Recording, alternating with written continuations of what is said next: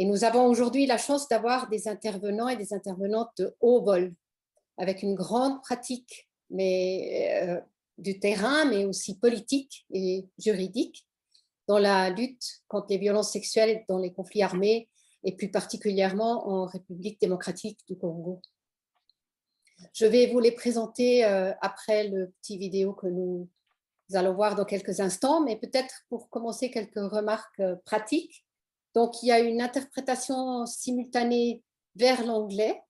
Pour celles et ceux qui souhaiteraient suivre la présentation en anglais, vous appuyez sur le petit logo interprétation, le petit globe en bas de l'écran, et vous pouvez choisir la traduction en anglais. I would say it also in English, because if they don't understand French. I'll say it in English. So if you wish to follow this conversation in English, please choose the little logo with the world globus, how do you say that? Globe. The little logo with the thing, and you can choose a translation into English. Today's conversation, la conversation de ce jour sera enregistrée en français et sera mise à disposition pour ceux et celles qui souhaiteraient la partager avec d'autres amis, d'autres connaissances.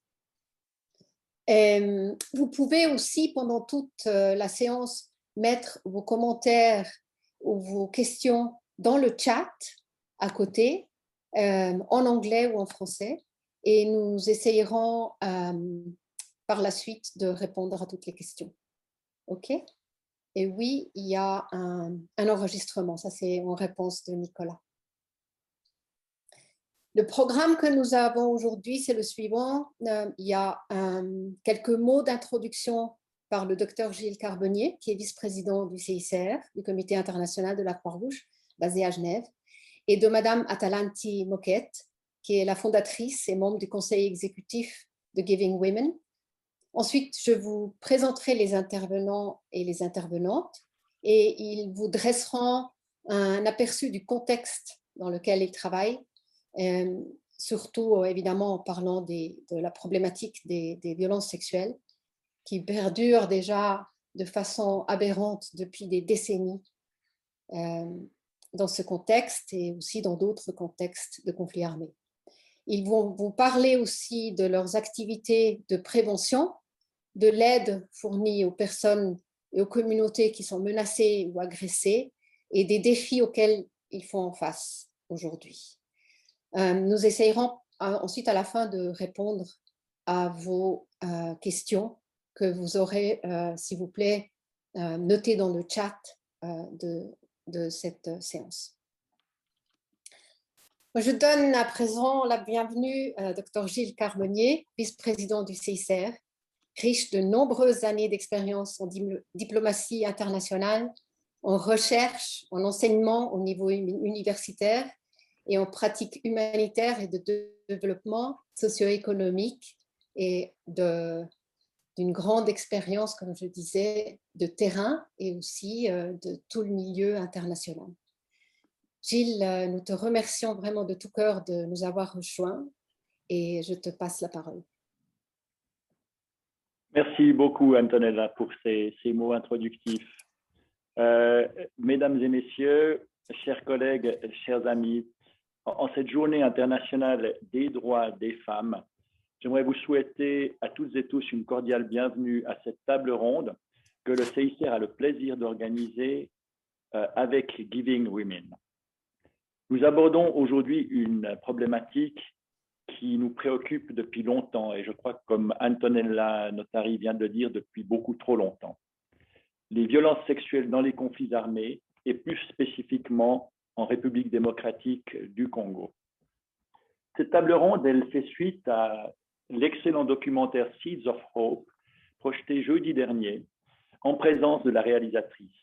À travers des témoignages très poignants, ce documentaire offre une démonstration du courage, de la résilience et de l'espoir véhiculés par des femmes et des filles qui ont subi des violences indicibles. Aujourd'hui, nous donnons la parole à des personnes qui s'engagent sur le terrain au quotidien en faveur des victimes de violences sexuelles en RDC. Ces humanitaires présenteront leurs activités promouvant les droits des femmes. Les intervenants partageront aussi leurs expériences, nous permettant de mieux comprendre la situation et les besoins des victimes de violences sexuelles. Cette table ronde, elle s'inscrit aussi dans le cadre d'une coopération naissante entre Giving Women et le CICR. Et je tiens à remercier la fondatrice de Giving Women, Madame Antalanti Moquette, et ses collègues pour leur engagement. En quelques années, Giving Women a vraiment réussi à mettre en lumière et soutenir des problématiques qui nous tiennent particulièrement à cœur.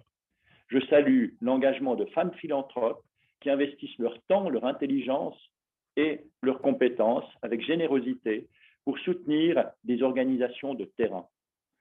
Nous nous réjouissons de poursuivre nos échanges avec Giving Women, que ce soit bien sûr sur la RDC et plus largement sur notre action en faveur des femmes dans les situations de guerre.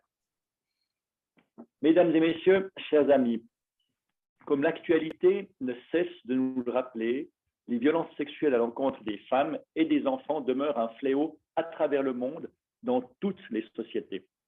Les dynamiques de pouvoir influencent les dynamiques de violence basées sur le genre. Le CICR en est témoin dans les conflits armés et dans d'autres situations de violence. Nous observons que les conflits exacerbent des risques préexistants, mais génèrent aussi de nouveaux risques où les violences sexuelles deviennent une arme ou une tactique de guerre. Il y a exactement 10 ans, j'ai pu me rendre à Bukavu, dans l'est de la République démocratique du Congo. Dans les centres d'accueil et d'écoute pour les victimes et les survivantes, j'ai pu appréhender les effets dévastateurs des violences sexuelles pour elles, pour leurs familles et pour des communautés entières. J'ai été particulièrement marqué par les témoignages que des femmes et des enfants victimes de violences sexuelles ont voulu partager avec nous, avec un courage et une dignité que je n'oublierai jamais. J'ai aussi été frappé par leur volonté de reconstruire leur vie, par leur résilience. Les personnes qui survivent à des violences sexuelles ont non seulement des besoins d'assistance médicale immédiate et de soutien psychosocial, elles font aussi face à la stigmatisation, elles sont souvent rejetées par leur communauté, elles perdent leurs moyens de subsistance. Donc, elles ont aussi besoin d'un appui pour leur réinsertion socio-économique. Lors de mon séjour à Bukavu, il y a 10 ans, j'ai aussi pu visiter l'hôpital de Panzi, où ont été soignées plus de 85 000 femmes et filles ces 20 dernières années suite à des violences sexuelles et des blessures gynécologiques. J'ai été frappé par l'extraordinaire engagement du docteur Denis Mukwege et du personnel soignant. Le prix Nobel de la paix qui a été attribué au docteur Mukwege en 2018, il a certainement contribué à attirer l'attention du monde entier sur les violences sexuelles utilisées comme armes de guerre. Toutefois, ces crimes continuent à être commis à large échelle et trop souvent en toute impunité. Nous devons agir de manière résolue pour prévenir ces violences, sanctionner les auteurs et mieux protéger les victimes. Les conventions de Genève interdisent les atteintes à l'intégrité physique et à la dignité des personnes qui ne participent pas aux hostilités. La RDC a aussi ratifié en 2008 le protocole à la Charte africaine des droits de l'homme et des peuples relatif spécifiquement aux droits des femmes en Afrique. Cet instrument juridique a finalement été publié dans le journal officiel de la RDC en 2018. Reste à œuvrer maintenant sans relâche pour son application dans les faits. Pour le CICR, répondre aux besoins spécifiques des victimes et survivantes de violences sexuelles est essentiel. Il est aussi capital pour nous de promouvoir la mise en œuvre des textes de loi pertinents, de les intégrer dans le cursus de formation des forces armées. En effet, des études récentes impliquant des forces de sécurité et des groupes armés dans la région en RDC montrent l'importance de la formation et des mécanismes de sanction, mais aussi la nécessité de verser une solde ou un salaire adéquat aux soldats, ce qui peut contribuer à réduire les cas de pillage et de viol. Quoi qu'il en soit, mesdames et messieurs, chers collègues et amis, il s'agit de lutter sans relâche contre la banalisation de la violence à l'encontre des femmes et des filles, que ce soit dans le contexte de l'Est de la RDC, plus généralement dans la société congolaise ou dans toutes les sociétés, y compris chez nous. Les agences humanitaires ont été visées par des allégations d'abus et d'harcèlement sexuel commis par leur personnel, y compris en RDC. Il va sans dire que nous ne saurions tolérer de tels comportements et que tout doit être mis en œuvre pour prévenir et sanctionner de tels cas. La lutte contre les violences sexuelles est un combat de longue haleine. Le CICR salue l'engagement et le courage des femmes qui, à l'instar des intervenantes aujourd'hui, se battent jour après jour pour venir en aide aux victimes qui ne baissent pas les bras malgré les frustrations qui résultent du manque de progrès sur le terrain. Chacune et chacun d'entre nous avons un rôle à jouer, que ce soit au niveau local, national ou international. Pour conclure, je remercie Giving Women, les intervenants et vous toutes et tous pour votre participation à cette table ronde. Maintenant, j'ai le plaisir de donner la parole à Madame Atalanti Moketz, fondatrice de Giving Women. Atalanti, je vous passe la parole. Merci beaucoup, Dr. Carbonnier. C'est un grand honneur pour Giving Women d'organiser une table ronde avec une institution si importante comme le CSCR. Nous avons comme but, comme vous avez dit, la lutte pour les femmes et les filles les plus vulnérables au monde. Et c'est la mission de Giving Women de travailler avec les organisations, les petites organisations sur le terrain, les aider à vraiment être efficaces, professionnels et qu'un jour on sera plus nécessaire d'exister. C'est ça notre but. Pour nous, une des choses qui est très importante dans la mission de Giving Women, et c'est pour cette raison qu'on organise ces tables rondes, c'est de vraiment mettre en avant des sujets difficiles, souvent dont on parle, on oublie. Comme vous avez dit, ça fait plusieurs décennies que cette histoire de violence sexuelle à la République démocratique du Congo, on en parle depuis très longtemps, mais la situation persiste. Et comme vous avez dit, le moment où Dr. Mukwege a reçu le prix Nobel, de nouveau, on en parlait. Et il y a des intervenants qui font un travail incroyable, mais la situation reste. Et une des choses que nous, chez Giving Women, nous est très à cœur, c'est de mettre les acteurs du terrain, des grandes organisations, du monde civil ensemble autour d'une table, de faire des échanges, de pouvoir vraiment mettre toutes nos expériences ensemble pour changer le monde. Parce que le plus qu'on travaille ensemble, le plus on va être efficace. Et c'est un des grands buts de cette table ronde que nous organisons. L'autre chose que je trouve est très importante, que vous avez aussi exprimé, c'est l'importance de donner la parole et de montrer l'infatigable résilience de ces personnes, comme les intervenants que nous avons aujourd'hui, les humanitaires, les activistes, les juristes, les privés qui travaillent et œuvrent d'une façon incroyable, et souvent personne ne sait qui font tout ça. Et je trouve que nous avons une responsabilité d'amplifier leur voix à un public beaucoup plus grand et aussi de nous inspirer à vraiment continuer la lutte pour l'amélioration de la position de la femme dans le monde entier. Alors, pour moi, c'est vraiment un énorme plaisir de pouvoir faire ça en partenariat avec vous. Et vous n'êtes pas là pour m'écouter parler. Alors, je vais laisser comme ça juste pour remercier l'équipe de CSCR, de remercier tous les intervenants et toute l'équipe de Giving Women pour mettre ça en place. Et maintenant, je présente une grande amie à nous tous, parce que je crois que tout le monde est l'ami, on veut être l'ami d'Antonella. Antonella, pour moi, c'était toujours inspiration. J'ai appris tout ce que je sais d'Antonella. C'est vraiment une de mes inspirations. Elle m'a beaucoup appris.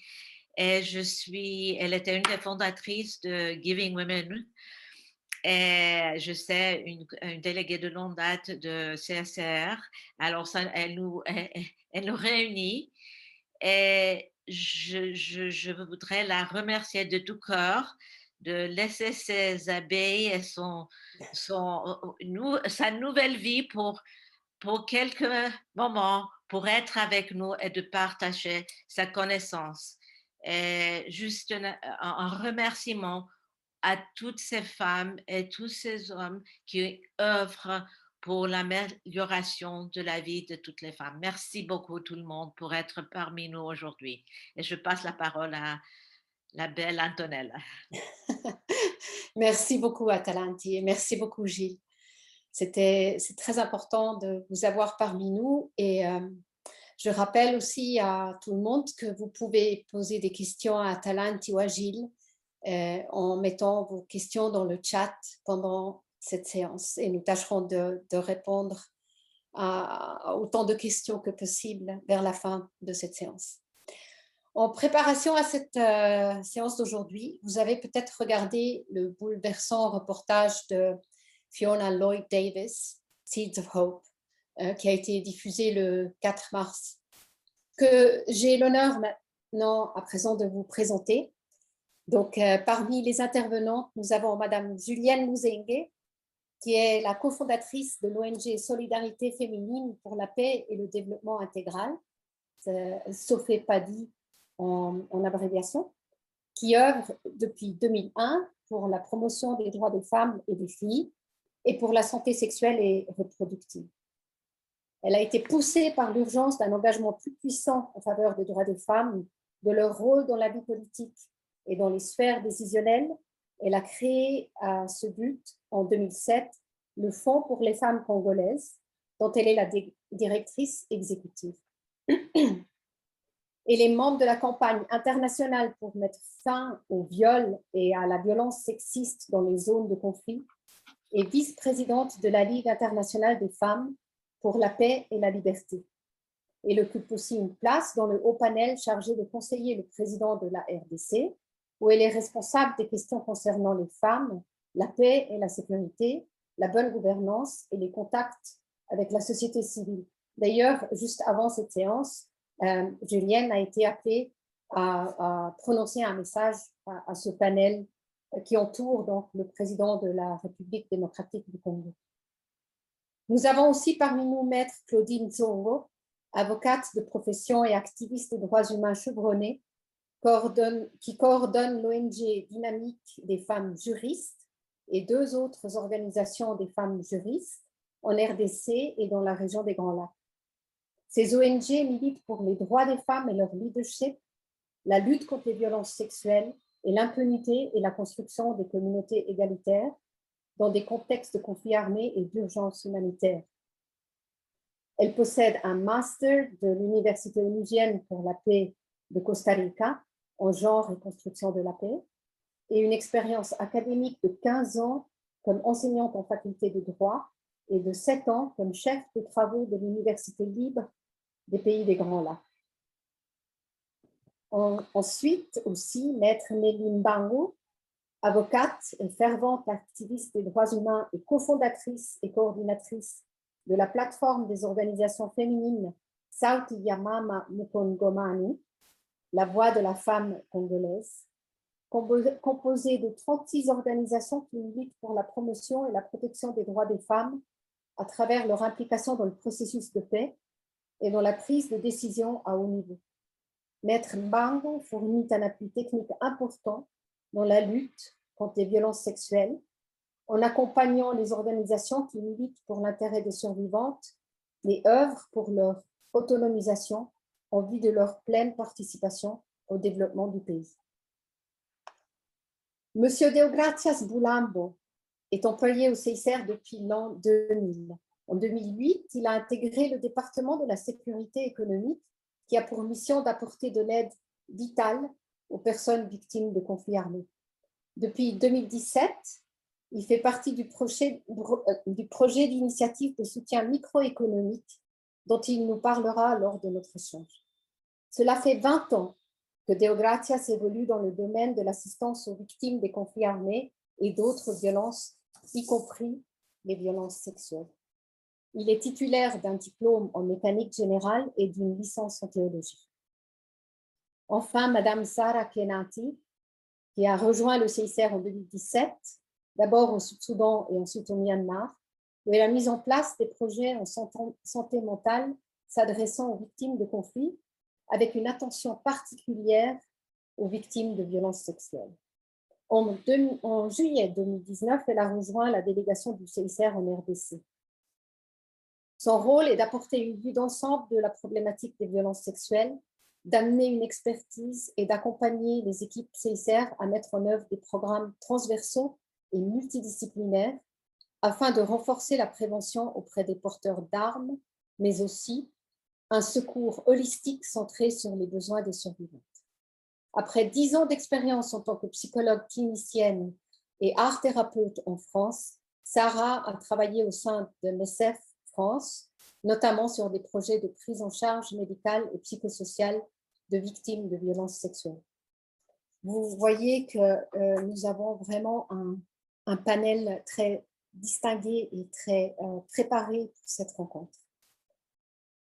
Je souhaite lancer cet échange, cette conversation avec nos intervenants et nos intervenants en posant un peu le contexte pour une meilleure compréhension du problème des violences sexuelles en RDC sous ses différentes facettes.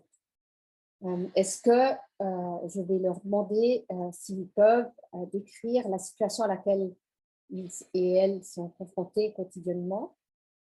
Qui sont par exemple les personnes qui s'adressent à leur organisation? Pourquoi est-ce que ces personnes viennent les voir et quels sont leurs besoins? J'aimerais appeler d'abord Julienne à nous parler du contexte d'opération de son organisation, se fait pas dire. Julienne, le micro est à vous. Merci beaucoup, Antonella, notre chère Antonella, chère amie, et bonne fête à toutes les femmes. Merci, chère amie Antalati, de m'avoir associée à cette réunion. Et je remercie aussi Nelly et toutes les femmes qui sont en train de nous suivre à ce moment. Et je remercie tous les hommes qui sont là pour accompagner les efforts des femmes pour mettre fin à ces fléaux et surtout changer la situation pour que nos petites filles ne vivent pas la même chose. Sophie Padi intervient dans la province de l'Ituri, Nord Kivu, précisément dans le territoire et ville de Beni, et aussi ici à Kinshasa. Nous recevons toute personne, femmes, filles, hommes, garçons, toute personne sans discrimination, victime de toute forme de violence et les violences basées sur le genre et les violences sexuelles. Notre travail de longues années est ancré dans les communautés. Nous sommes partie de la communauté et donc ils connaissent notre travail.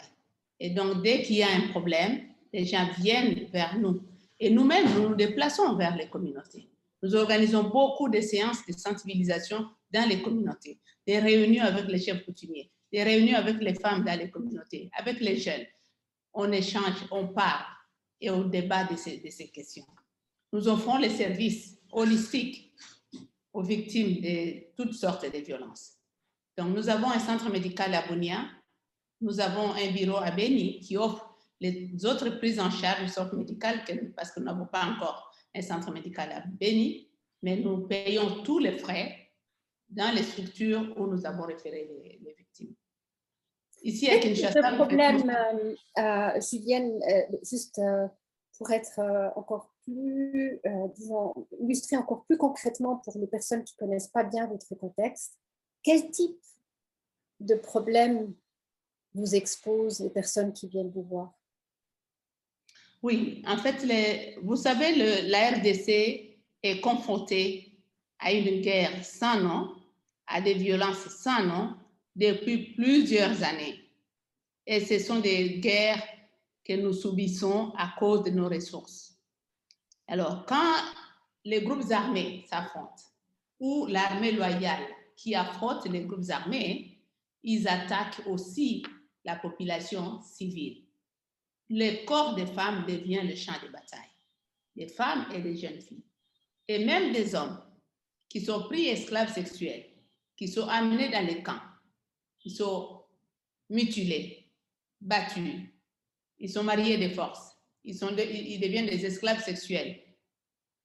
Il y en a qui sont amputés de leurs bras ou de la jambe et qui s'en sortent avec des traumatismes ou des mutilations. Donc, ils ont perdu un bras ou une jambe ou l'œil ou les dents qui sont partis dans cette atrocité. Il y a les villages qui sont pillés. Tous les biens sont pillés. Il y a les maisons qui sont incendiées, les structures, les écoles, les hôpitaux qui sont complètement détruits. Donc, c'est tout ça, les victimes de toute cette situation qui nous arrivent. Et quand les personnes arrivent, nous avons un point d'entrée, on les écoute. Après, on oriente les cas selon les besoins. Donc, pour les cas de violences sexuelles, la personne rencontre directement le médecin et nos messages sont diffusés pour que les gens arrivent avant 72 heures. Parce que quand ils arrivent avant 72 heures, les personnes ont la chance d'être protégées contre l'hépatite B, contre les grossesses non désirées, mais aussi contre le VIH-Sida. Oui, nous avons donc le message en langue locale. Merci beaucoup déjà pour ce premier aperçu. J'aimerais appeler Maître Claudine, qui dirige donc l'organisation dynamique des femmes juristes. Est-ce que vous pouvez aussi nous décrire avec quel type de problème les personnes vous approchent? Quelles sont les personnes et les communautés qui viennent faire appel à votre organisation? Merci beaucoup Antonella pour la question. C'est l'occasion de dire bonjour à tout le monde qui participe à cette table ronde, mais aussi de remercier l'initiative de Giving Women et de CICR pour l'organisation et l'opportunité. Madame Julienne a donné le contexte, et donc toutes ces personnes qui sont victimes de violations de leurs droits, quel que soit le contexte, arrivent à notre bureau, le bureau de la dynamique des femmes juristes. Et donc, les besoins que nous prenons principalement en charge sont le besoin d'accès à la justice. Donc, nous recevons des personnes qui ont été victimes de violations de leurs droits, qui veulent voir les auteurs de ces violations subir la rigueur de la loi, qui veulent être remises dans leurs droits et obtenir réparation. Et donc, nous avons 16 cliniques juridiques opérationnelles dans la province du Nord Kivu.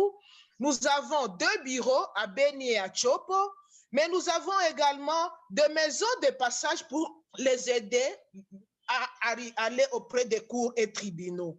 Et donc, ces cliniques juridiques qui ont des avocats et des avocates tous les jours reçoivent ces cas. Et donc, les personnes victimes de violences sexuelles ou basées sur les genres, dans le contexte de conflit, comme dans le contexte d'une relative accalmie, sont toujours les bienvenus. Et leur demande, c'est la justice. Et donc, il faut comprendre que l'accès à la justice est un défi pour beaucoup de victimes. Et nous sommes là pour que la justice soit une réalité à toute personne, surtout les personnes les plus pauvres, les personnes qui n'ont pas le moyen d'aller à la justice. Et nous recevons malheureusement plus les femmes et les filles. Oui. Bien sûr, nous recevons des hommes, mais moins les hommes, plus les femmes et les filles. Et les femmes et les filles de tous les âges. Il y a des mineurs d'âge, des nourrissons qui nous arrivent, des vieilles femmes. Donc, nos portes sont ouvertes à toutes les victimes de violations de leurs droits. Est-ce que, Maître Nelly, vous pouvez compléter ce tableau et peut-être nous expliquer quelles sont les personnes et avec quels besoins elles viennent auprès de votre organisation et la voix des femmes, de la femme congolaise? Merci beaucoup. Je voudrais aussi, en tout cas, souhaiter une journée internationale des droits des femmes, une très bonne journée à tout le monde, mais aussi surtout à Madame Julienne, qui est mon mentor. Et je voudrais vous remercier pour tous les services qu'elle essaie d'accorder à notre structure, parce qu'en fait, nous sommes bénéficiaires de fonds pour les femmes congolaises. Nous avions bénéficié. de ces fonds pour accompagner les victimes.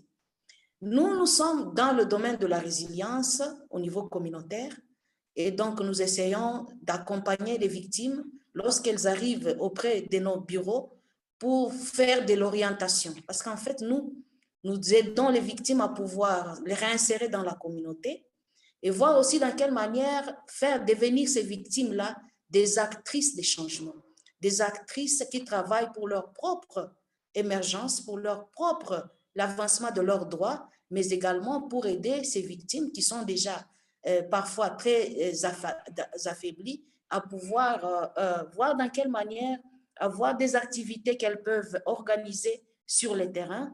Et nous faisons l'accompagnement au niveau avec des structures comme la dynamique des femmes juristes où nous faisons les référencements et les contre-référencements. Nous essayons de faire le suivi de toute cette chaîne-là holistique en commençant par le début. Comment elles sont reçues au niveau de la police, comment elles sont reçues au niveau des structures, comme des prises en charge. Et nous essayons de suivre cette prise en charge pour voir l'efficacité de la prise en charge et voir comment porter haut leur voix dans le domaine des plaidoyers avec les autorités pour demander que la chaîne de la prise en charge soit une chaîne plus efficace en faveur des victimes. Il y a donc aussi un aspect de recherche de justice et en même temps de réinsertion dans la communauté de façon positive. Est-ce que vous avez un exemple à nous raconter, Maître Nelly? Nous avons par exemple des filles qui sont dans le groupe armé. Notre structure aussi travaille dans la démobilisation. Nous travaillons dans la démobilisation et dans la réinsertion des femmes qui sont dans le groupe armé. À travers nos structures à Goma, ou plutôt à Rutshuru, nous avons obtenu 25 femmes en 2018 qui ont quitté les groupes armés pour entrer dans la communauté. Nous les avions insérées dans la communauté et ces victimes sont aujourd'hui membres de nos différents groupes d'action qui travaillent dans le cadre de sensibilisation, de prévention de conflits, mais aussi pour en fait sensibiliser contre les violences que subissent les femmes. Donc, c'est ce que nous faisons au niveau communautaire. C'est certainement un travail extrêmement important et un exemple remarquable. Monsieur Deogratias, voilà, je vous vois à l'écran. Est-ce que vous pouvez nous décrire quel type de personne vient chercher l'aide aussi au CICR ou à la Croix-Rouge congolaise?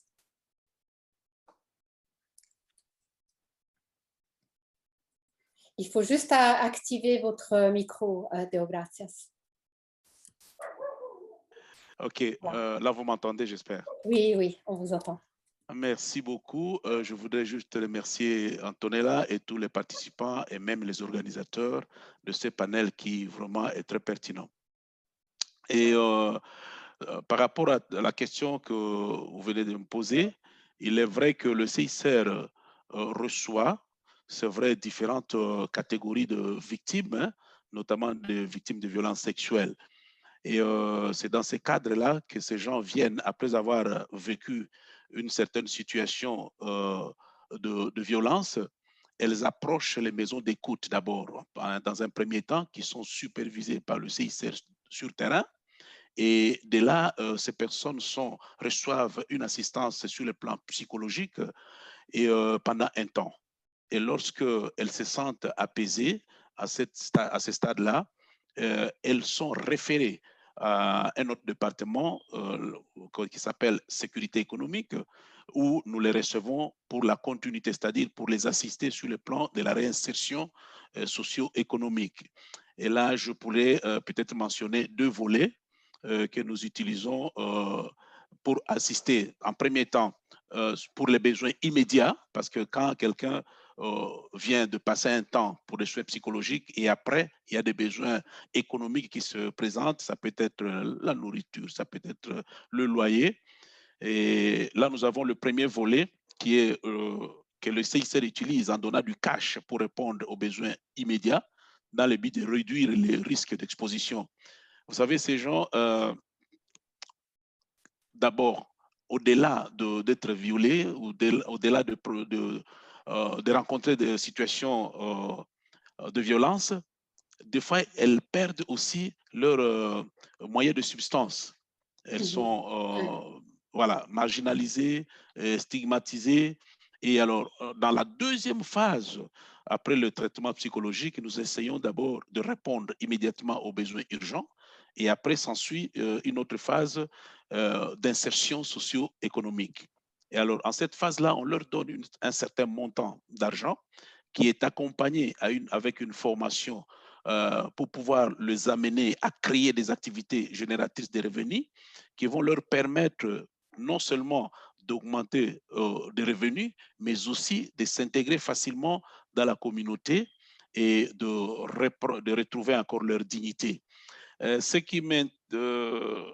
qui est important dans ça, c'est qu'à la fin, au début d'abord, nous voyons ces gens frustrés, abattus, découragés, mais après l'assistance, nous remarquons un sourire qui revient aux lèvres au visage. Racontez-nous, par exemple, une rencontre de Gracias qui vous a particulièrement frappé avec les bénéficiaires.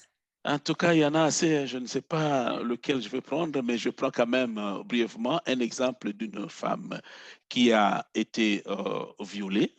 Et après avoir connu cet incident, l'époux a eu l'information, l'époux a quitté la maison, elle est restée seule. Et après avoir resté seule, comme il vivait avec donc le couple vivait dans le toit paternel, familial, je dirais. Et la famille aussi l'a abandonnée, l'a renvoyée. Donc, elle est partie, elle est restée dans la rue. Bon, vous savez, il y a quand même solidarité africaine. Elle a été reçue par un ménage d'accueil. Et voilà. Après, quand elle a été retenue par l'assistance du CICR, elle a créé son activité génératrice de revenus. Elle a commencé à produire des revenus. Et avec ces revenus, y compris la formation qu'on leur donne, elle a su comment répartir son argent selon les besoins. Pour répondre d'abord aux besoins de scolarité, de santé, mais aussi créer une petite activité qui lui permette d'avoir des revenus d'une manière continue pour pouvoir répondre à des besoins de toute sa famille. Et voilà un peu, j'ai vu ceux qui ont créé d'ateliers de couture, il y a ceux qui ont créé On pourra peut-être encore revenir plus en détail sur les activités et les services, parce que c'est extrêmement important. Je voulais peut-être dans cette première approche que les personnes qui nous écoutent arrivent à saisir l'ampleur de ce problème. Sarah, je ne sais pas si vous pouvez encore ajouter quelques... Parce que les cas qu'on a racontés maintenant, c'est des cas individuels, mais en fait, ils sont en énorme quantité, en énorme nombre. C'est un problème massif. Est-ce que vous avez quelques données pour nous donner un peu la dimension de ce problème? Bonjour, merci pour la parole, Antonella. Bonjour à tous. Et je tiens juste à dire que je suis très contente et très fière d'être copanéliste pour cet événement.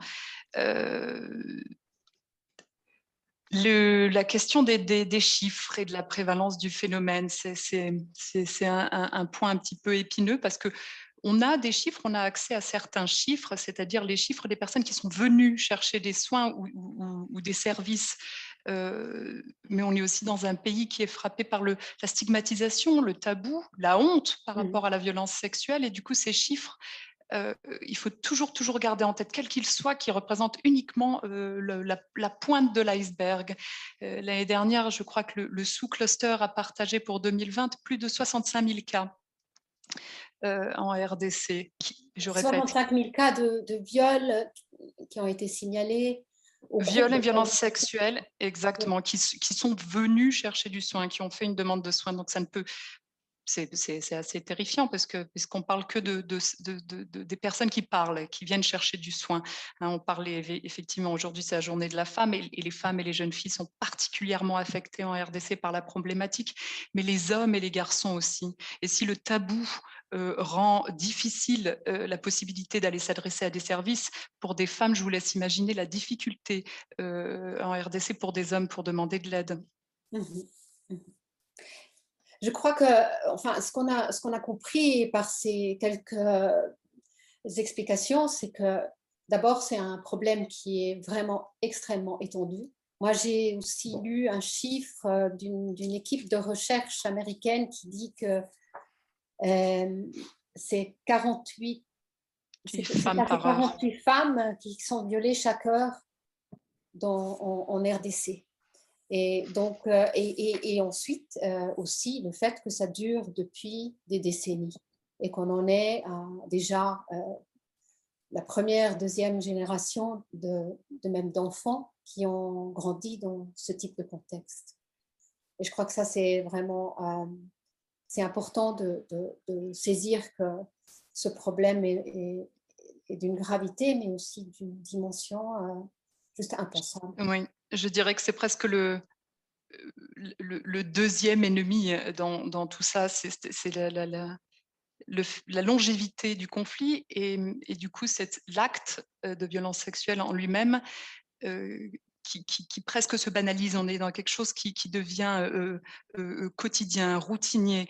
Et en tant que CICR, hein, Gilles en a parlé au tout début, notre mission évidemment est d'assurer la protection et l'assistance humanitaire pour les victimes du conflit armé. Et notre action repose évidemment sur la promotion et le respect du droit international humanitaire. Donc dans ce cadre-là, nous, on a ce dialogue confidentiel et bilatéral avec les porteurs d'armes où on rappelle constamment cette question. On a aussi une approche auprès des communautés où on essaye d'être au plus près des communautés avec une attention très très particulière en RDC à la question des femmes et des filles, en faisant attention à leur donner la voix, à bien être au plus près de leurs défis très particuliers en fonction du genre. Mais aujourd'hui, on est aussi dans une réflexion sur le changement de comportement à tous les niveaux finalement de la société, dans une société qui a banalisé cela, c'est-à-dire que on garde ce dialogue qu'on a avec les porteurs d'armes, on reste au plus près des besoins des communautés pour la réponse, mais on essaye vraiment de penser le changement de comportement à différents niveaux, la façon dont on peut adresser finalement ce qui se banalise et comment on communique sur ça, comment on sensibilise, comment on trouve des personnes clés. Pardon. Venons-y plus en détail parce que là, on entre dans le cœur de l'action qui effectivement est effectuée sur le terrain par vos différentes organisations. Nous avons compris qu'il y a une dimension individuelle de la personne qui a été agressée. Il y a une dimension plus communautaire d'un côté du rejet de ces personnes par leur communauté et aussi peut-être du défi pour les communautés de les réintégrer, mais aussi des communautés pour se protéger contre la menace, donc un acte plus de prévention. Et il y a aussi un autre volet d'activité qui est celui justement de la prévention auprès des porteurs d'armes, des forces armées, des forces de sécurité et des autres groupes armés. Donc on a un vaste panorama d'actions qui est déployé par vos différentes organisations. Moi j'aimerais peut-être rappeler au tout début Maître Nelly pour nous dire quelles sont les activités et les services que vous pouvez fournir pour prévenir ce problème dans votre organisation, pour la prévention. Merci.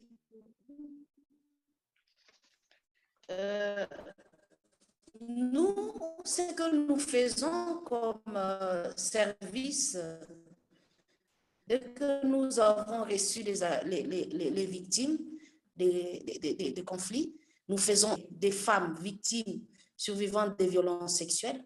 Nous sommes aussi dans les activités que nous organisons de routine, comme les émissions radio-télévision à la radio. C'est en fait des sensibilisations pour en fait décourager la déportation, l'esclavage des femmes et tout ce que les groupes armés essaient de faire sur le terrain.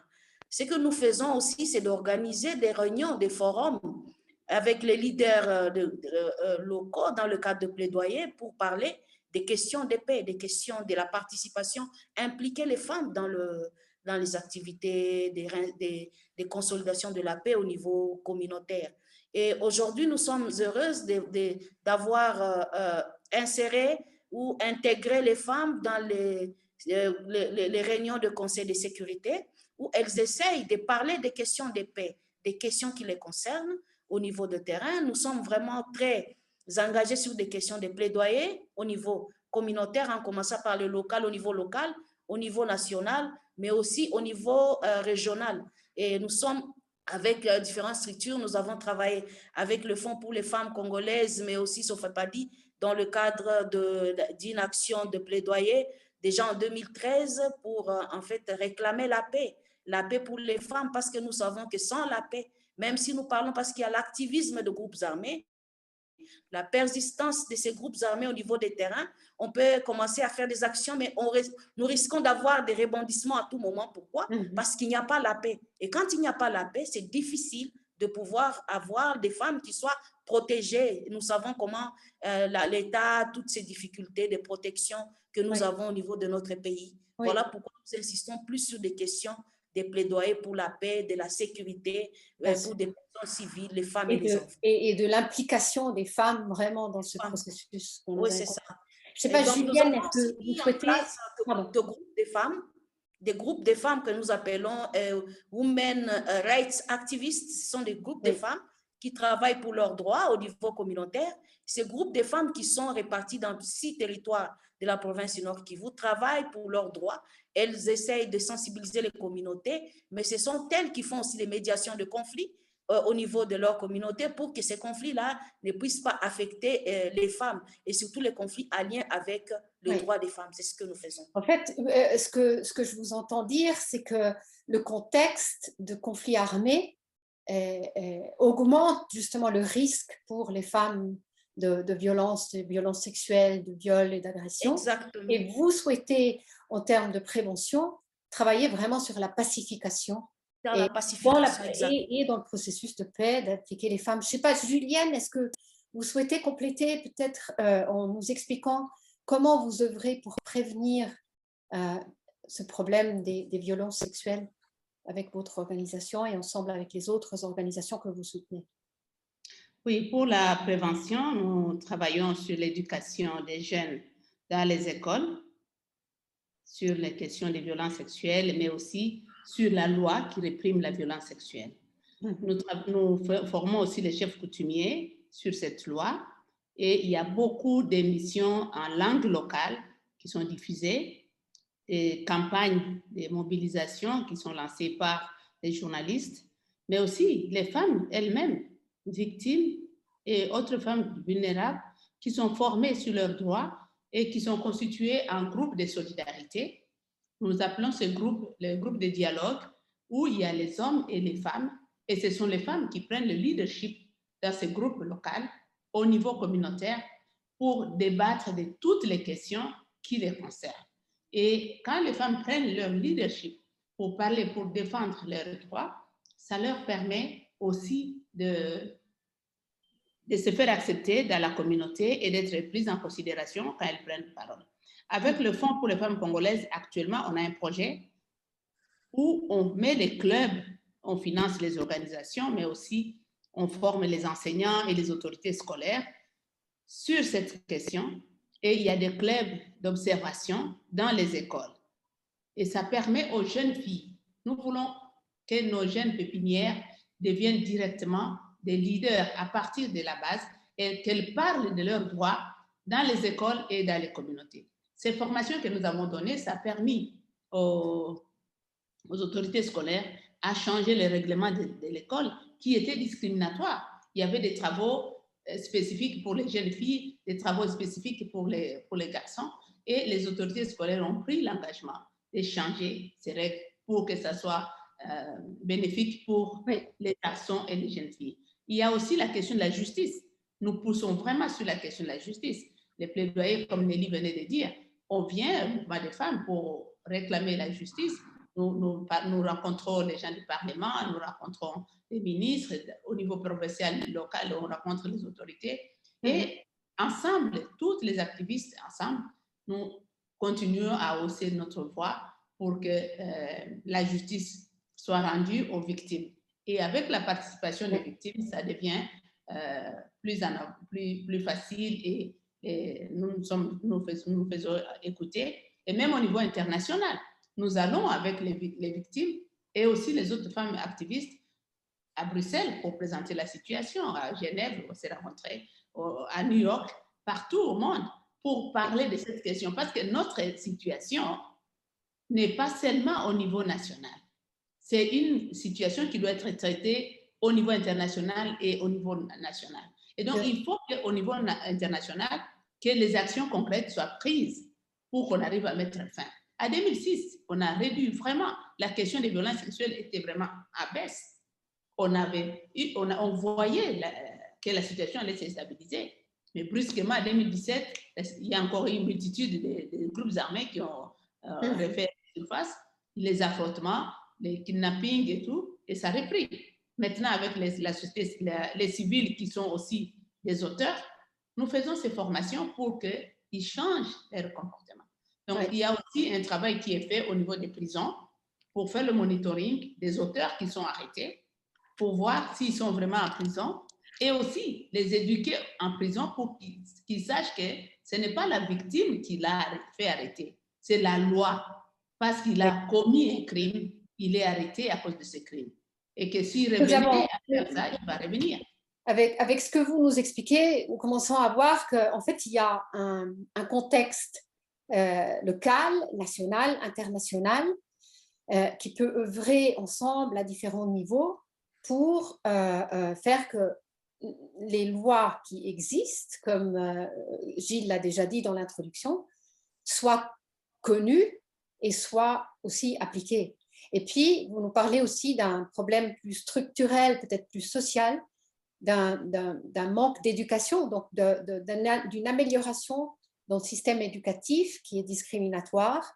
Et dans ce système d'éducation, on peut déjà, de très jeune âge, depuis très jeune âge, introduire des connaissances et des comportements qui peuvent avoir une influence après sur la société. Je ne sais pas, Claudine, vous aussi, dans le domaine de la prévention, je crois que vous travaillez beaucoup sur les aspects de justice. Est-ce que vous voulez compléter ce que viennent de dire vos collègues? Oui, merci. Nous utilisons également des approches de transformation des normes qui sont à la base de violences sexuelles et basées sur les genres au niveau des communautés.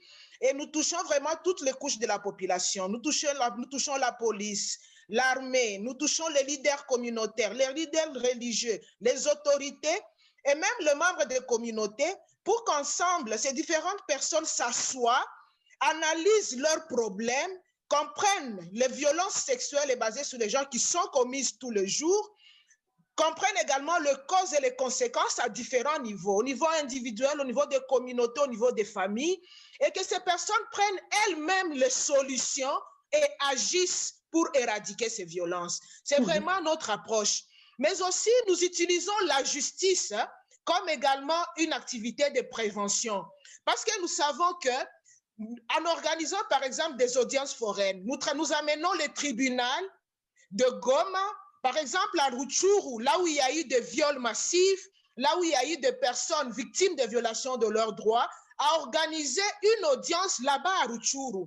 Ça sera l'occasion de montrer à la communauté que les violences sexuelles sont intolérables par les lois et que les potentiels auteurs comprennent que s'ils se lancent une fois de plus dans les violences sexuelles, ils vont également subir la rigueur de la loi. Et donc, ces audiences vraiment aident à faire comprendre aux communautés que la justice peut agir et faisons attention. Qu'il n'y a pas d'impunité, en fait. Que l'impunité pour ceux qui commettent ces crimes n'existe pas. Oui. En tout cas, c'est pour montrer qu'il y a tolérance zéro. Bien sûr, il y a des défis, mais par exemple, pour l'année 2020 seulement, nous avons pu accompagner 2767 femmes victimes de viols et de violences sexuelles dans les audiences foraines, mais aussi dans les audiences au quotidien, dans les milieux de commission de ces infractions. Et pour nous, ça produit quand même des résultats parce que ça intimide les personnes qui se livrent à ces violences et qui croient qu'ils vont rester impunis. Et donc, vraiment, notre approche de prévention, c'est d'abord au niveau communautaire, mais aussi au niveau de l'État à travers les institutions judiciaires. Et nous utilisons vraiment différents formats, mais nous mettons vraiment un accent également particulier sur la masculinité positive. Parce qu'à travers notre petite expérience, beaucoup de personnes que nous recevons ont comme auteurs des hommes. Bien sûr, il y a des femmes qui le font, mais la majorité sont des hommes. Et nous comprenons qu'il y a un poids des coutumes, des pratiques, des attitudes, des comportements au niveau des coutumes, des normes même qui favorisent cela. Et donc, nous mettons également les hommes au centre de ces changements-là.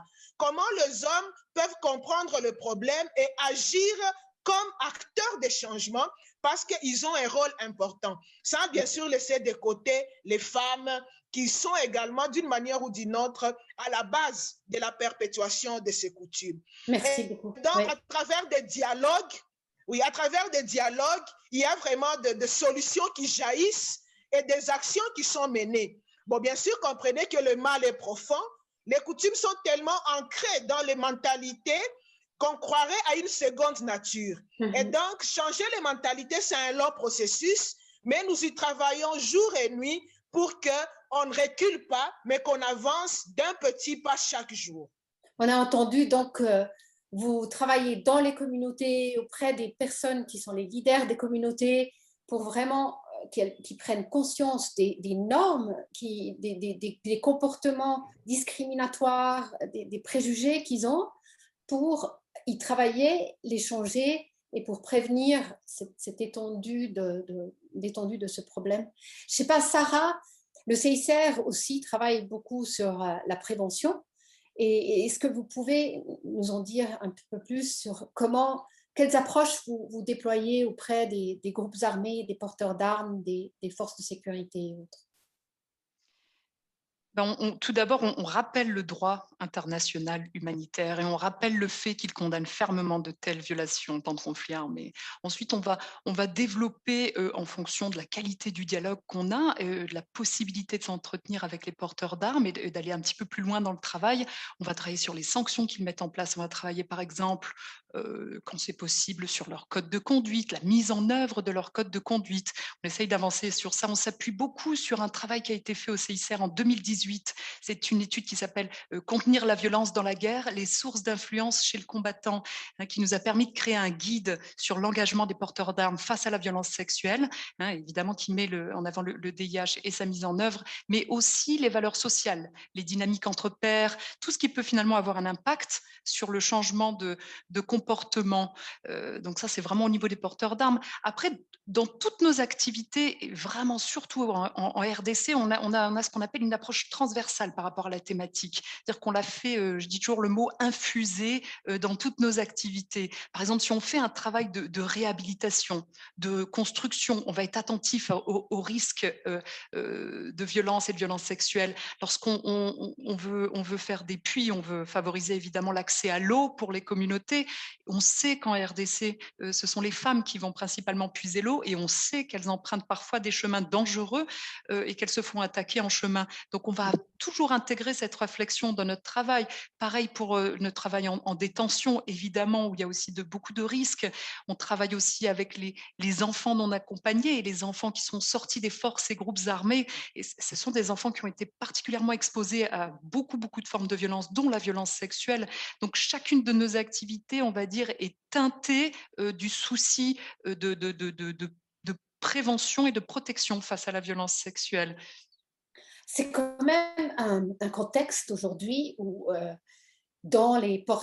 parmi les porteurs d'armes, que ce soit du côté des différents groupes qui se battent, peut-être même dans les forces armées, forces de sécurité, il y a des hommes qui ont témoigné de ces violences en tant qu'enfants ou jeunes.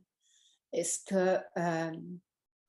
que là, en particulier, il y a quelque chose que vous pouvez mettre en œuvre qui leur permette de prendre conscience de la violence qu'ils ont peut-être subie eux-mêmes et qui sont éventuellement en train de répercuter, et comment prévenir ce cycle? C'est un petit peu ce que je disais finalement tout à l'heure, hein, c'est l'importance évidemment, on garde notre axe et notre travail qui est très singulier avec les porteurs d'armes, on ne peut plus se contenter de ça, hein, c'est ce que tu dis Antonella, on est sur plusieurs générations d'enfants qui ont vu leur maman, leur grand-mère, leur sœur, leur cousine se faire violer sous leurs yeux, et il y a quelque chose, je crois que c'est maître Nelly qui en parlait, il y a quelque chose qui est complètement ancré dans la société à ce niveau-là et contre lequel il faut se battre, pas seulement sur le champ de bataille, mais aussi au niveau communautaire. C'est pour ça que je suis ravie d'entendre ce que mes copanélistes disent.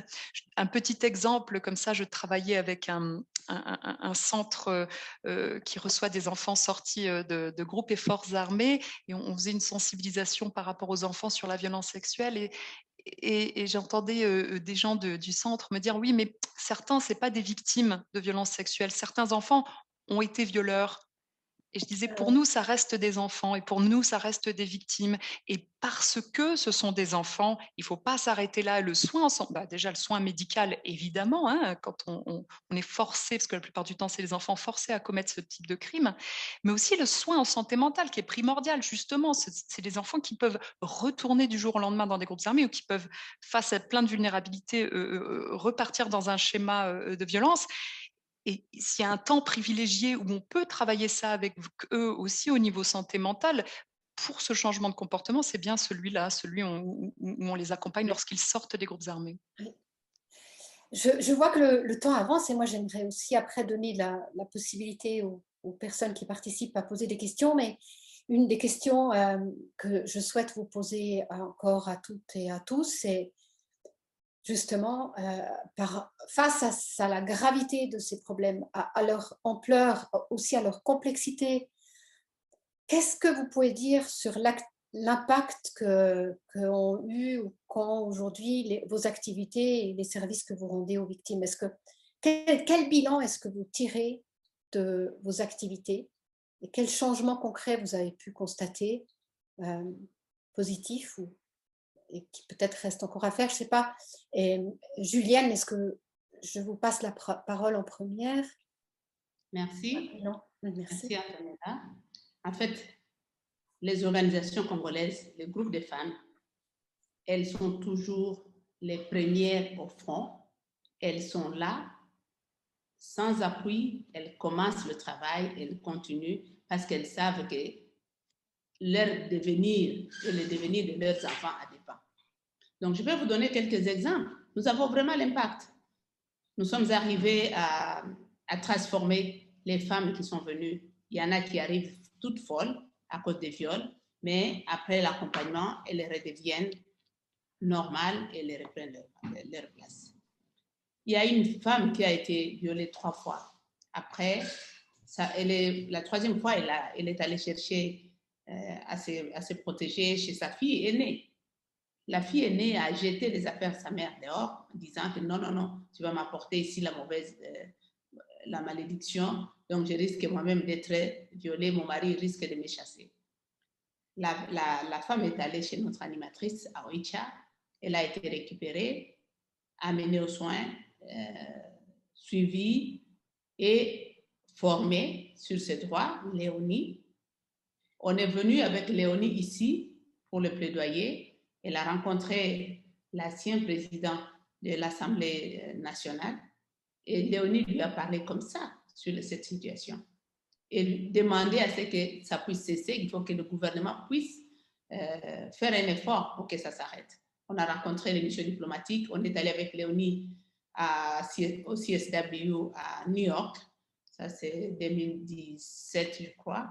Après on est allé elle toute seule, elle est allée faire une réunion à San Francisco, elle a parlé en swahili et les gens ont traduit en anglais. Elle-même a présenté la situation. Oui. Léonie qui n'est pas instruite. Léonie est rentrée, elle a été réinsérée. Nous donnons en principe c'est $100 ou plus pour que la personne commence une activité génératrice de revenus. Parce que souvent, ce qui se passe avec la question de réinsertion, on donne des petits montants. Une femme qui a un enfant, vous lui donnez $20, elle va faire quoi avec $20 pour commencer une activité? C'est irréaliste. Et donc, nous, en tant qu'organisation de femmes, nous faisons beaucoup de plaidoyer et nous donnons l'exemple. On doit donner assez d'argent à ces femmes pour qu'elles puissent se réinsérer. Nous reconnaissons que leurs histoires ont été pillées complètement. Donc, pour qu'elles reprennent la vie, elles apprennent le métier, mais elles ont aussi besoin d'argent pour continuer. Léonie est rentrée, on lui a donné un peu plus d'argent parce qu'il y a un donateur, une petite organisation canadienne, LPH, qui donne $150 chaque mois aux femmes aînées, donc les grand-mères, qui restent avec les enfants issus des viols de leurs filles pour les nourrir, pour prendre en charge. Mais aussi, on nous a donné un soutien pour construire des petites maisons pour ces femmes. On a construit des logis, des logements. Léonie a acheté aussi un champ et elle a planté des cacao. Elle a son champ de cacao, mais elle a aussi un autre champ où elle plante les choux et les autres légumes pour se nourrir. Un jour, j'étais ici à mon bureau, j'ai reçu un appel d'un village lointain entre Bunia et Beni. Les jeunes gens qui m'appellent. Nous, on est les jeunes gens de Otomabert, c'est un village. Nous sommes ici, nous voulons vous dire merci parce que maman Léonie est en train de nous encadrer ici. Elle fait les sensibilisations pour nous montrer les conséquences des violences sexuelles. Et elle partage avec nous, quand vous lui envoyez l'argent pour son savon, elle met des morceaux, elle partage avec nous ici au village. Voilà. Donc ça, c'est intéressant parce que Julienne nous a décrit à travers un exemple d'une femme toute une suite d'effets positifs que l'aide, le soutien, le suivi de son organisation peut avoir auprès de nombreuses autres femmes. D'ailleurs, sur votre site web, j'ai vu, vous avez des résultats chiffrés de combien de personnes vous assistez et des données plus concrètes et chiffrées de l'impact de votre action. Je ne sais pas, Claudine, est-ce que vous voulez dire aussi 2 mots sur le bilan que vous tirez de votre action? Ce n'est pas pour se vanter, mais notre bilan est vraiment positif. Hein? Parce que si je regarde un peu le travail de Dynamique des femmes juristes pendant 5 ans, nous avons commencé par recevoir en moyenne 200 personnes par an. Mais aujourd'hui, nous sommes, comme je l'ai dit, à 2673 personnes qui dénoncent. Ça signifie un grand résultat en termes de briser le silence. Ça signifie également un grand résultat en termes de rechercher la justice et lutter contre l'impunité. Oui. Ça signifie que les femmes sont arrivées à briser toutes les barrières qui les empêchaient de dénoncer, de porter plainte. Ça signifie également au niveau des communautés, il y a tout un changement de mentalité. Au lieu que ces femmes soient stigmatisées, discriminées, rejetées, elles sont soutenues par les communautés pour aller de l'avant. C'est vraiment un grand résultat, oui, et la justice a contribué à ça. Mais aussi, nous avons des femmes qui sont passées de l'état de victime vers des actrices de changement dans leur communauté. Parce que souvent, on pense que quand on est victime de violences sexuelles, c'est la fin de la vie. Mais la vie continue, l'appui est encore possible après ces actes-là. Si l'impunité cesse, ces femmes vont encore revenir plus fortes qu'avant et croire en leur avenir. Et donc, nous accompagnons également cette transition de l'aspect victime à l'aspect actrice de changement. Et pour nous, c'est quand même un grand résultat si nous pouvons voir aujourd'hui des femmes qui étaient victimes de violences, traumatisées, devenir des candidates pour compétir et accéder à la gestion de la chose publique. Oui, c'est impressionnant. C'est un grand résultat. C'est impressionnant de voir qu'il y a une sorte d'effet de boule de neige, comme on dit chez nous, où il y a de la neige. C'est-à-dire que quand il y en a quelques-unes qui ont le courage de parler, ensuite ça entraîne aussi d'autres et ça entraîne beaucoup d'effets positifs plus larges. Et Maître Nelly, est-ce que vous voulez rapidement nous donner un bilan de votre action? Ah voilà. Bon, merci. J'ai perdu un peu à un moment la connexion. Je voudrais dire ici que nous avons des femmes braves aujourd'hui. Nous pouvons citer aujourd'hui des femmes women rights activistes qui travaillent pour le compte d'autres femmes, qui amènent les femmes, qui accompagnent les femmes vers des structures, des prises en charge. Aujourd'hui, nous avons plus de 140 femmes qui travaillent répartis dans toute la province et qui amènent les autres victimes, les survivants des victimes de violences sexuelles, vers les centres ou les structures de prise en charge. Ça, c'est le premier bilan que nous pouvons présenter, mais nous pensons aussi que nous sommes parvenus à engager les femmes dans les débats avec les autorités. Ce qui n'était pas le cas, les femmes n'avaient pas de la voix. Les femmes aujourd'hui commencent à parler des questions des plaidoyers, des questions de paix avec les autorités, discuter des questions de paix avec les autorités. Nous avions essayé aujourd'hui, à travers nos actions, insérer les femmes dans les structures locales au niveau des conseils de sécurité locale pour parler des questions de sécurité. Elles font les monitorings des conflits, les alertes précoces, où elles essayent de nous donner des informations qui viennent d'ici et là pour parler, en fait, pour informer sur les violences que subissent les femmes au quotidien. Et nous sommes contentes parce que nous avons aujourd'hui des femmes vraiment actrices des changements. Ces femmes-là qui jadis étaient des plaignantes, qui venaient à tout le temps se discuter, de parler des questions juste pour demander l'appui. Mais aujourd'hui, même si notre association fermée ses portes, nous avons déjà des actrices qui travaillent sur le terrain. Et c'est ce qui est vraiment efficace pour nous, parce que ces actrices-là peuvent aujourd'hui contacter plusieurs autres structures de prise en charge qu'elles connaissent pour donner de l'appui aux survivantes des violences sexuelles.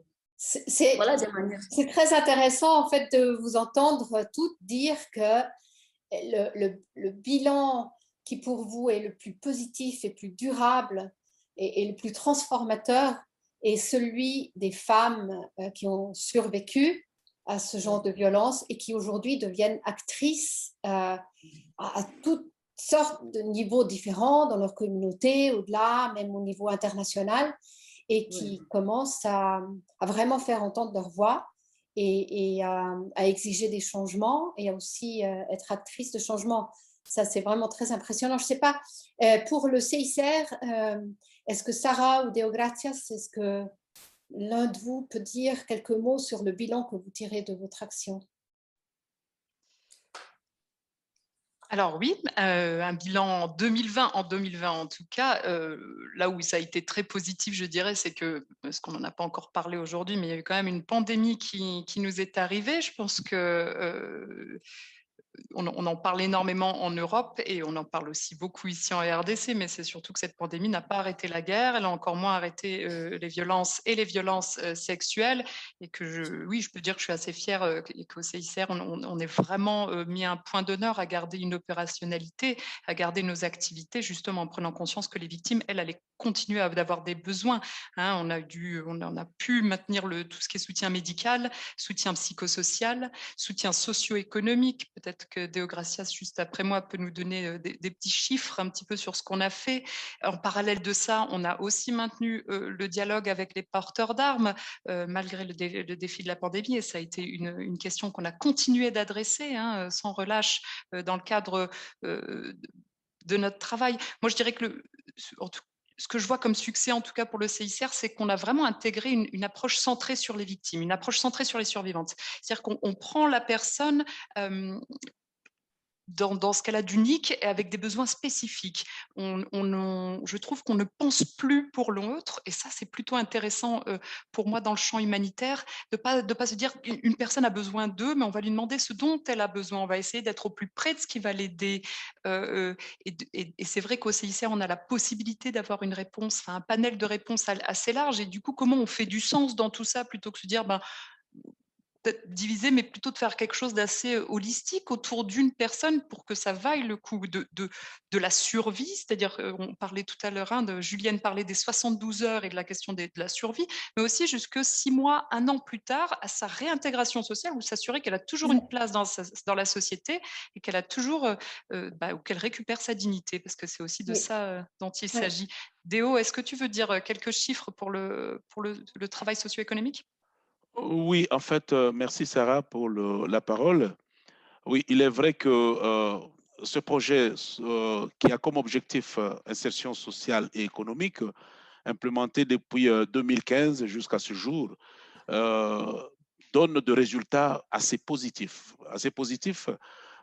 Si je compare en 2015, où on avait fait un projet pilote qui a soutenu juste 200 ménages, aujourd'hui, on a en 2019, 20 plutôt, on est arrivé à 2018 personnes assistées, dont les résultats sont vraiment acceptables.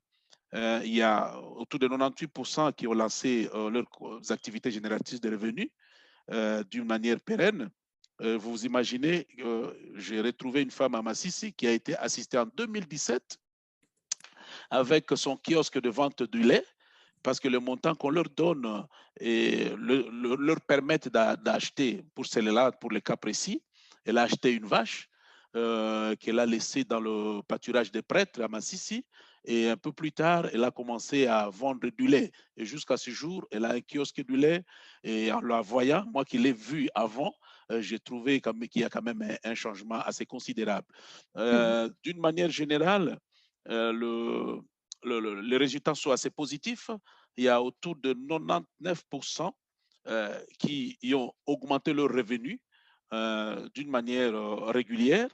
Et il y a aussi l'aspect de dette, parce que la dépense qui pèse sur eux, c'est surtout la santé, les frais de santé, la scolarisation, et qui les amène à prendre des dettes ci et là. Mais avec l'assistance, et pour un premier temps, ils arrivent à réduire sensiblement le poids des dettes. Donc, tu vois, le montant leur permet quand même de faire des activités assez pérennes qui leur permettent de produire un changement assez considérable dans leur quotidien. Merci beaucoup. Merci, Deo Gracias. Oh, le temps court et c'est clair que pour une problématique aussi complexe et vaste, nous n'avons pas assez de temps. Mais moi, j'aimerais quand même que nous répondions à quelques questions qui nous viennent de la part de nos participants. Une des questions, c'est quelle est la perception, comment sont perçues les personnes, et surtout les hommes, qui commettent ce genre de violence sexuelle dans la communauté? Est-ce que, je ne sais pas si Julienne, est-ce que vous arrivez à répondre à cette question? Comment sont perçues ces personnes aujourd'hui? Oui, en fait, ces personnes sont aussi discriminées parce que nous avons des cas de ces auteurs qui sont arrêtés. Quand ils entrent dans les prisons, ils sont discriminés par les autres co-prisonniers parce qu'ils disent, vous avez commis des crimes graves, des viols. Donc, ils les maltraitent parfois dans la prison. Et parfois, ils ne veulent même pas qu'ils puissent s'approcher d'eux. Même les assassins trouvent que les gens qui ont commis des viols sont plus mauvais, si je peux me permettre de le dire, que eux qui ont tué. Donc, il y a la discrimination, mais aussi, il y a même dans la communauté, c'est pas qu'on les applaudit. En tout cas, il y a un grand changement avec tout le travail qui a été fait. Mm-hmm. L'auteur des viols ne vient pas, à moins que ce soit un élément de groupe armé, mais un civil, souvent, il se cache. Il menace même la victime de ne pas dire. Alors, la différence, c'est quand c'est des membres des forces armées, parce qu'ils se sentent protégés par le groupe. Parce qu'ils sont dans la forêt, ils ne sont pas avec nous dans les communautés. Oui. Donc là, ils sont là. Et ils ne viennent pas pour dire, voilà, je vais encore faire tout ça. Quand ils attaquent le village, c'est là qu'ils sont en train de commettre des crimes. Et même les militaires, pour les militaires, il y a déjà un communiqué conjoint qui a été signé entre le gouvernement congolais et les Nations Unies, et pour rendre le commandant responsable des crimes qui vont être commis par un élément militaire sous ce commandement. Et donc, même à ce niveau-là, c'est devenu aussi un peu contraignant pour les militaires de le faire, parce que eux-mêmes, nous avons organisé plusieurs chambres foraines et sensibilisation dans les camps militaires. Et chaque fois qu'un militaire voyait un autre militaire avec une petite fille, il disait hey, attention, Katiba, c'est la Constitution. Il disait la Constitution va te condamner, la loi va te condamner. Donc, fais attention avec une petite fille. Ouais, il y a une plus grande... quand même un effort de travailler. Ouais. Je voudrais juste dire par rapport à ce que avant de terminer, ce que Sarah a dit pour la prise en charge. La question de la prise en charge des victimes n'a pas le temps, n'est pas limitée dans le temps. Parce qu'il y a des victimes qui arrivent jusqu'à aujourd'hui, qui sont arrivées à 2003 et qui reviennent parce qu'ils ont des plaies ou ils ont eu des conséquences qui restent toute leur vie. Et quand ça commence, ça reprend, les personnes reviennent dans nos bureaux pour demander assistance. Nous sommes devenus comme des membres de famille de ces victimes. Donc, pour nous, on ne peut pas dire il faut venir 3 fois en consultation et c'est fini. Ou bien pour son dossier en justice qui n'est pas encore arrivé au jugement ou elle n'a pas été payée pour la réparation, elle ne va pas arrêter de venir. Elle va toujours venir vous rappeler qu'elle n'a pas encore été payée pour les dommages et intérêts et vous devez toujours continuer à faire le suivi pour que la victime soit. Et c'est comme ça que nous disons aujourd'hui à tous les bailleurs qu'il faut vraiment arrêter de limiter dans le temps, de dire voilà, pour 2 soins ou bien deux fois à la consultation ou une prise en charge de 3 jours, ça peut aller. Ça ne peut pas aller. Ouais. Pour les questions de violences sexuelles, il faut un fonds global qui va permettre l'organisation à travailler correctement avec les victimes et à les remettre vraiment dans la réparation ou la réinsertion socio-économique qui va leur permettre d'avancer dans leur vie. Merci beaucoup. Merci Julienne. Et je vais prendre encore une autre question qui nous arrive de Juliette. Est-ce que le système juridique en RDC, il permet aux victimes d'obtenir une réparation satisfaisante des violations de leurs droits? Je ne sais pas si Maître Claudine, vous voulez répondre à ça? Est-ce qu'il y a réparation? Oui, c'est parmi les questions qui reviennent tous les jours, hein, la question des réparations. Souvent, en tout cas pour l'avouer, c'est parmi les secteurs qui posent problème, la réparation. Parce que nous assistons plus à des auteurs pauvres qui sont condamnés et qui ne sont même pas en mesure de payer ce qui est dû sur base du jugement de condamnation.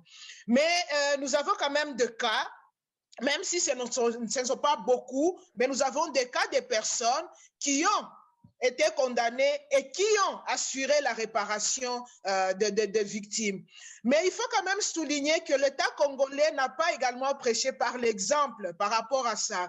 Parce qu'il y a des militaires, des policiers qui sont condamnés et l'État congolais est civilement responsable pour ces militaires et ces policiers. Mais nos avocates, nos avocats rentrent tous les jours main vide chaque fois qu'il faut recouvrer auprès de l'État congolais. C'est vraiment une interpellation. Mais je voulais également conclure en disant que nous devons agir ensemble à différents niveaux pour mettre fin aux violences sexuelles et basées sur le genre dans notre pays. Nous savons que nous devons également mettre les communautés au centre de tous les fonds que nous mobilisons pour que les communautés ne reçoivent pas le miette des fonds alloués à leur cause, mais qu'elles soient plutôt les bénéficiaires principales de ces fonds-là. Vraiment, agissons pour les personnes et communautés affectées et avec elles. Sinon, ça serait vraiment contre elles. Merci beaucoup, Claudine. C'était vraiment très fort. Mais, je vois que le temps de nouveau nous échappe, mais moi, j'aimerais finir par vous demander à chacun, de nous dire, mais vraiment, s'il vous plaît, juste en 1-2 phrases, que peuvent faire les personnes qui vous écoutent aujourd'hui dans ce panel? Qu'est-ce qu'elles peuvent faire pour aider aux solutions que vous apportez sur le terrain? Et je vais commencer par Madame Nelly. Il nous faut le son, Nelly. D'accord. Merci. Merci beaucoup. Je voudrais demander à tous ceux qui nous écoutent d'abord de s'approprier notre lutte, parce qu'en fait, cette lutte, elle est une lutte qui est noble et qui, en fait, est là pour promouvoir la dignité de la femme. La femme, ce qu'elle est, l'humanité, et nous sommes en train de demander, en tout cas, que ceux qui nous écoutent s'approprient notre lutte, et si on peut nous appuyer dans ce que nous faisons, parce qu'en fait, nous avons senti que les structures féminines n'ont pas assez de fonds. Les structures qui accompagnent les survivants de violences sexuelles n'ont pas de moyens pour leurs activités. les activités, les moyens sont maigres, alors que les besoins sont vraiment énormes. Et nous sommes en train de demander l'appui en termes techniques, en termes financiers, pour en fait continuer à accompagner les survivantes des violences faites aux femmes. Merci. Merci. Merci, Maître Nini. Madame Julienne, est-ce que vous voulez nous dire ce que vous attendez? Oui, pour nous, il est important de donner un fonds global, Denis venait de dire, par rapport à l'appui, mais nous avons des besoins pressants. Quand nous recevons les victimes qui viennent de loin, nous n'avons pas de centres bien équipés pour les héberger. Et parfois, à certains moments, on est obligé de les amener dans nos maisons, ce qui n'est pas correct. Donc, nous avons urgemment besoin d'avoir des centres de transit bien équipés, pour que ces personnes puissent être vraiment protégées. Nous avons aussi besoin d'avoir de soutien par rapport à la prise en charge psychologique. Il n'y en a pas assez. Il n'y a pas assez de centres psychologiques. On a quelques choses, parfois, ce n'est pas de vrais psychologues qui travaillent. Et donc, on a besoin d'élargir cet aspect et avoir un appui conséquent par rapport à la prise en charge psychologique. C'est bien compris. Maître Claudine, qu'est-ce que vous pouvez nous dire? Oui, à toutes les personnes qui nous écoutent maintenant, nous voulons vraiment solliciter leur implication pour la paix en RDC. Parce que la paix en RDC, c'est parmi les clés pour prévenir également les violences sexuelles, les violences faites aux femmes. Et donc, taisons les armes, qu'au niveau national, international, que nous mettions nos efforts ensemble pour que la paix soit une réalité en RDC.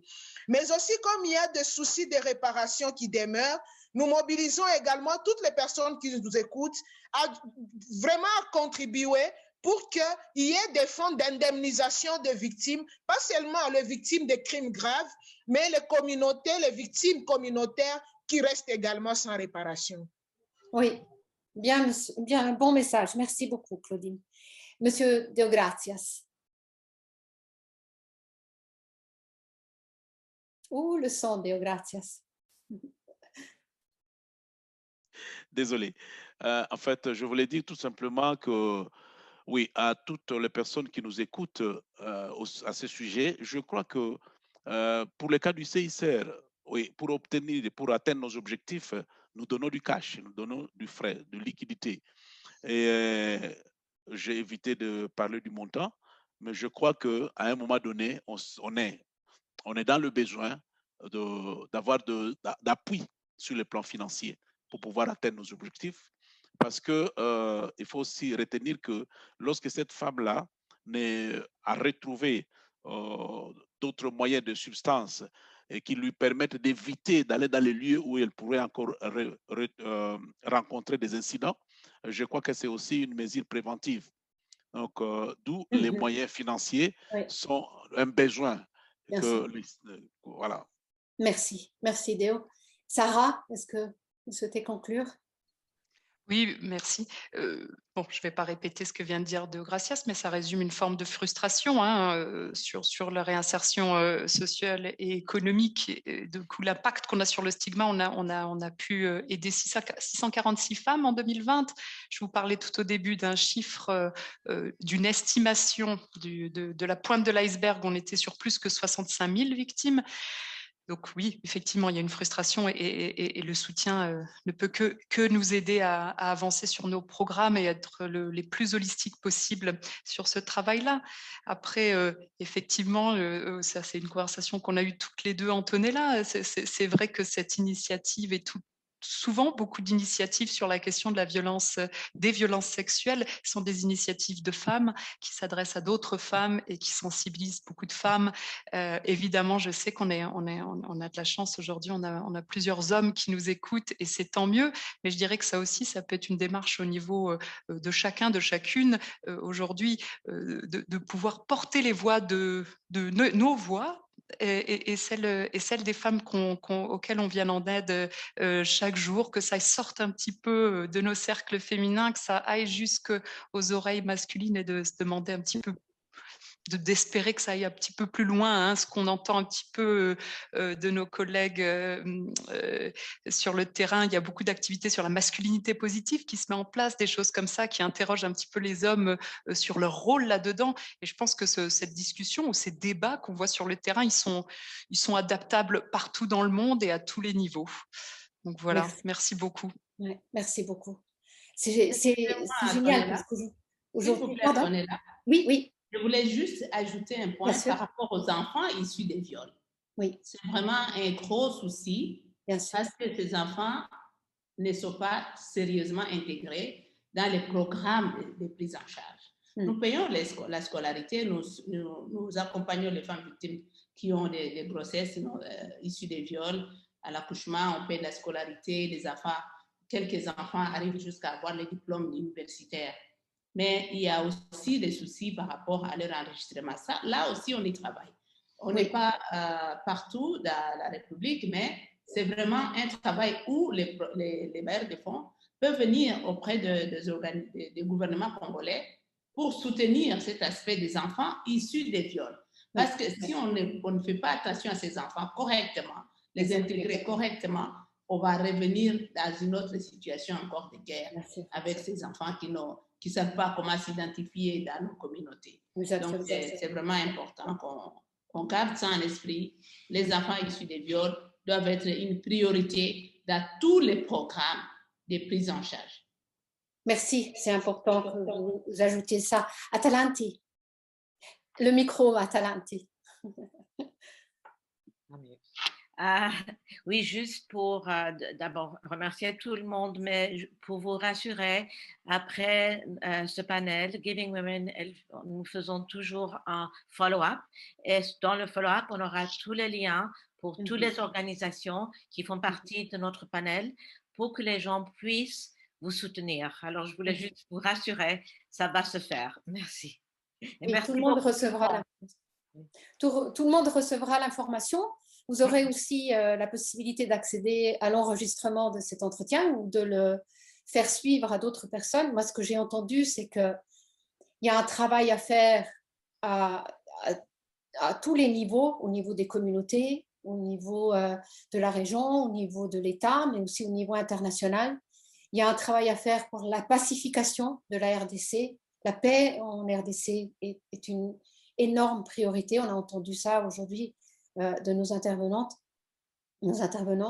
Il y a un travail énorme à faire sur la justice et, si, dans la mesure du possible, mais c'est quand même aussi important, la réparation aux victimes. Il y a un travail encore et toujours à faire sur la prévention, et notamment en sachant qu'il y a des générations d'enfants qui ont grandi dans ces contextes face à ces violences et qui aujourd'hui, s'ils ne sont pas suivis, s'ils n'ont pas un encadrement d'éducation et de soutien, peuvent devenir demain les personnes qui commettent ces actes. Et il y a toujours et encore un travail de soutien et d'aide à fournir dans l'immédiat, un travail d'urgence, d'accueil, de réinsertion dans les communautés, de protection contre les risques. Enfin, on a entendu aujourd'hui, et c'était juste un aperçu, parce qu'1 heure et demie, c'est de loin pas assez. Mais en tout cas, on vous remercie toutes et tous de vos interventions, de l'action que vous menez sur le terrain, du courage dont vous faites preuve. Et aussi, je remercie tout particulièrement toutes les personnes qui ont participé aujourd'hui à cette table ronde, qui nous ont écoutés, et au CICR et à Giving Women qui nous ont accueillis. Merci beaucoup et bonne fête de la Journée de la Femme. Merci. Merci Antonella. Merci. Au revoir. Merci Antonella. Merci. Et bonne fête. Merci.